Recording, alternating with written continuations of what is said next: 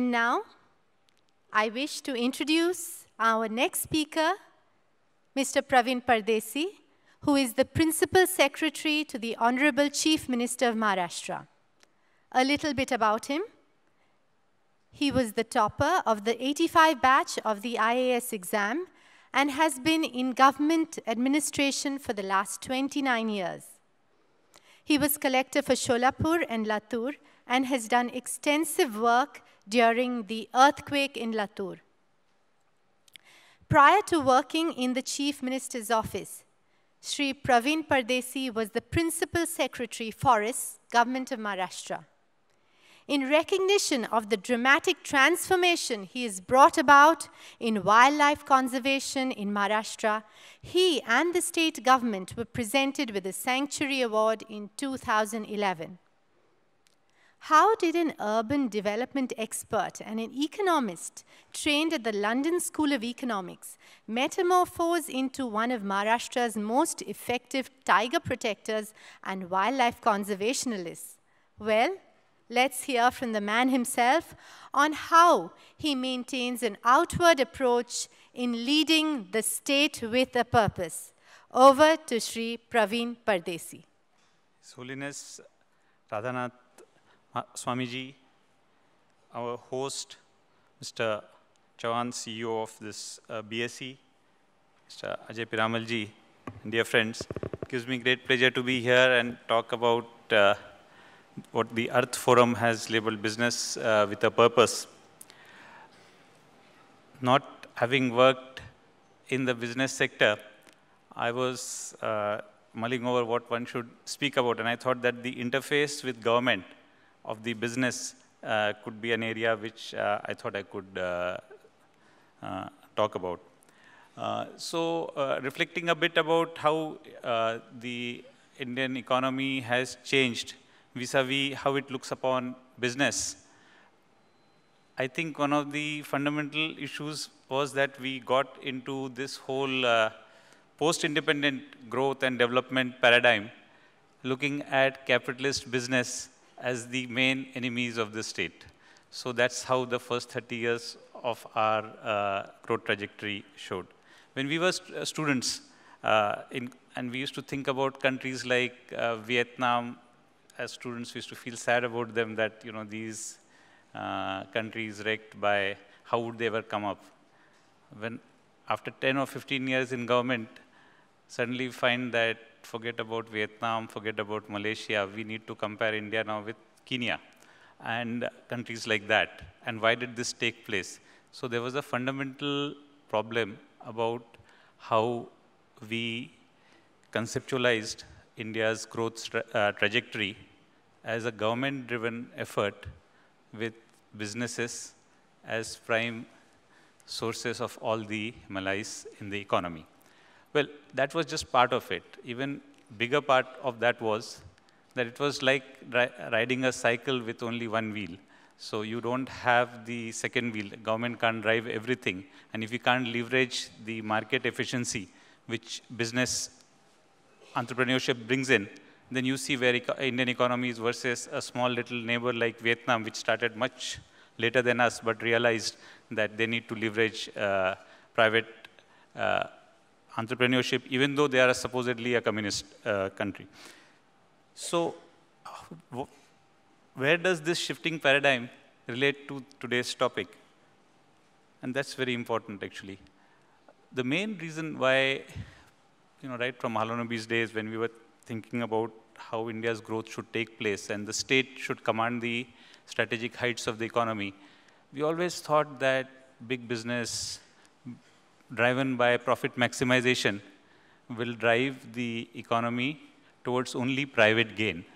And therefore, it needs state intervention to take away this profit motive, because the state supposedly runs, including enterprises, infrastructure, for the common public good.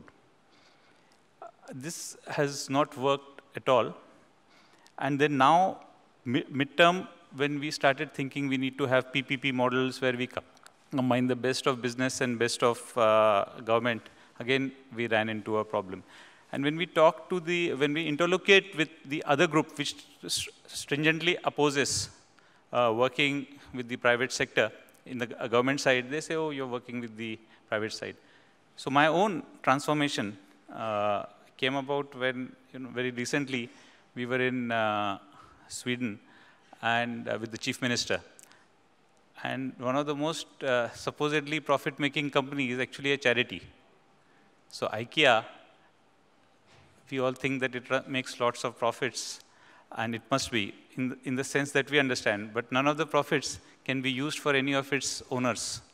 All the profits have to be channelized back either in the company's growth or in research or in climate change and those sorts of investments. Because the owner of IKEA is a charity. It's quite mind-blowing in terms of when we think about all this mindset that we grew up in the government. That, so we don't have to look outside our country, Sweden. If you look within India, I mean, if you see Tatas, which are one of the biggest cross-sector conglomerates, but it's run by a trust. And the fundamental purpose of that trust is overall welfare. Whether it's in Gadchiroli, where they are providing livelihoods to tribal people through bamboo, or providing an MOU with the government, a lot of this work is driven not by profit maximization, but by something which is higher than that. Again, this becomes relevant for our own growth thinking in the government, because if business itself is driven by a purpose, then it's much easier for the government to have this interface and then build bridges so that the purpose of why we are thinking about investing in roads, ports, making poverty a thing of the past. And if business is doing the same with this purpose, synergies are much higher. So our Chief Minister, Mr. Devendra Fadnavis ji, he has absolutely this mindset, and it's refreshing to work with him on these issues. He's able to very nimbly move across between how you can leverage private business for economic growth and how government can be both an enabling and do its role, which is providing public goods, which private sector can't do. So a recent example of that was we floated a mission for 1,000 village transformation. And that mission was not a government-driven effort. It was, we appealed to many corporate sectors, right from the Tatas, Mahindras, across, I mean, anybody from Reliance, Birla, everybody were there. And in one meeting, all of these big corporates committed towards both financial governance support for this mission for transforming 1,000 villages, which is a which is an effort which combines the energy of private sector and the government. The way this was structured was, we first define which villages are the least in terms of human development index, that is highest rates of poverty, highest rates of farmer suicides, least covered in terms of sanitation. You select 1,000 villages like that, and then let the Gram Sabha of that village decide what are their development priorities. And all the private corporate sector who committed to this partnership contribute both financially and in terms of selecting a professional who would stay in that village. And what does the government do in this partnership? So government converges its ongoing programs, whether it is employment guarantees, skilling programs, literacy programs, to this. And it doesn't stop there, because in government, we always think that, okay, private sector makes a lot of profit, and then we should take a part of that as our CSR contribution and do our bit, because we know development best. So that's not what the Chief Minister said on this one. He said, in the governance structure of this foundation, each of the contributing private sector corporates would have a position on the governing board along with the Chief Minister, because the government is contributing half that. So this is a joint governance structure which combines the private sector and the government. So coming back to what we are talking about today, this all became possible because when we really examine our own way of looking at development, we find that the best corporate efforts at their own profit maximization. It's very important. I'm saying this very specifically. You talked about profit, and I totally agree that profit is the means that it needs to be there, the oxygen. The best profit maximization efforts actually lead to more growth and development effort than badly run government efforts sometimes.